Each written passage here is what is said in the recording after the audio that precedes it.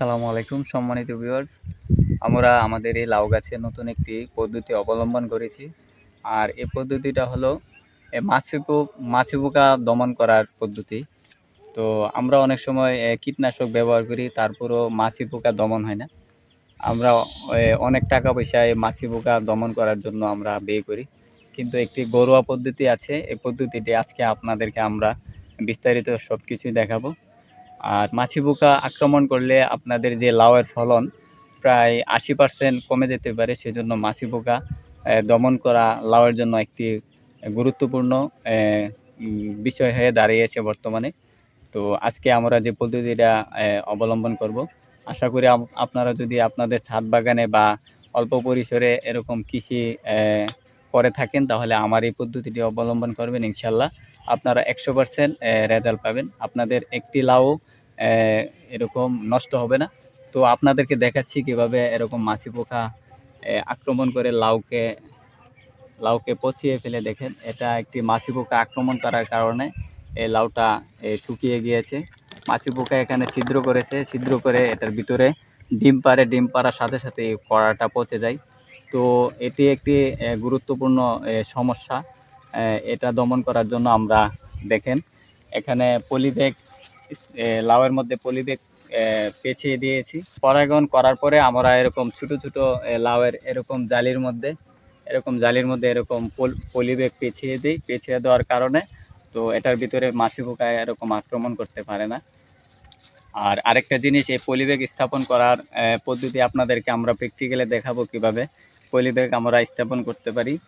তো আমার হাতে এরকম পলিব্যাগ রয়েছে।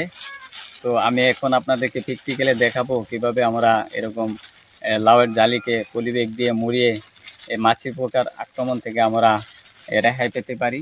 তো আপনাদেরকে আমি সরাসরি দেখাচ্ছি। এখন আপনাদেরকে দেখাবো আমি কিভাবে লাউয়ের মধ্যে এই পলিব্যাগ আমি পেঁচিয়ে আমার মাছি পোকা থেকে দমন করতে পারি আমার লাউকে। তো পলিব্যাগটা আমি সর্বপ্রথম পরাগায়ন করার পরে লাউয়ের মধ্যে এইভাবে আমি নিয়ে এভাবে একটু মুড়িয়ে দেব। মুড়িয়ে কোনো কিছু দিয়ে একটি রাবার বা কোনো সুতলি দিয়ে আমি এই যে কোনাটা আছে, কোনাটা একটু বেঁধে দেব, বা এরকমভাবে হাত দিয়ে ছোটো করে একটি বাদ দিয়ে দেব। আর পলিব্যাগ স্থাপন করার পূর্বে একটি বিষয় আপনাদেরকে খেয়াল রাখতে হবে, যাতে এই পলিব্যাগের ভিতরে পর্যাপ্ত পরিমাণে আলো বাতাস ঢুকতে পারে। যদি আলো বাতাস না ঢুকে, তাহলে আপনার এই লাউটা পচে যেতে পারে। সেজন্য এটা একটা গুরুত্বপূর্ণ বিষয়। এখানে দেখেন একটু ছিদ্র করা আছে, ছিদ্রের মধ্যে দিয়ে এরকম আলো বাতাস ঢুকবে। সেজন্য আপনারা এই বিষয়টা খুব গুরুত্বের সাথে খেয়াল রাখবেন। আর এই পলিব্যাগ অবশ্যই আপনাদেরকে পরাগায়ন করার পরে লাউয়ের জালির মধ্যে মুড়িয়ে দিতে হবে। আর যদি এরকম পরাগায়ন না করেন, তাহলে আপনার এই জালি পচে যেতে পারে। সেজন্য আপনারা এই বিষয়টাও খুব গুরুত্বের সাথে ফলো রাখবেন। আর আপনারা যারা আমাদের এই চ্যানেলটিকে সাবস্ক্রাইব করেন নাই, আমাদের চ্যানেলটিকে সাবস্ক্রাইব করে পাশে থাকবেন। আমরা সামনে আরও নতুন নতুন ভিডিও নিয়ে আপনাদের কাছে হাজির হব, ইনশাআল্লাহ। ভিউয়ার্স, আমরা এই লাউটিকে পরাগায়ন করার পরে এরকম পলিব্যাগ দিয়ে মুড়িয়ে দিয়েছিলাম। এখন লাউটি বিক্রি করার উপযুক্ত হয়েছে। এখন লাউয়ের যে খোসাটা রয়েছে, খোসাটার মধ্যে মাছি পোকা আক্রমণ করতে পারবে না, কারণ লাউয়ের যে খোসা রয়েছে, খোসা শক্ত হয়ে গিয়েছে। সেজন্য এখন আমরা এই পলিব্যাগটিকে খুলে দেব। তো এখানে একটি বাদ দিয়ে রেখেছিলাম আমি, তো এই বাদটাকে খুলে দেব।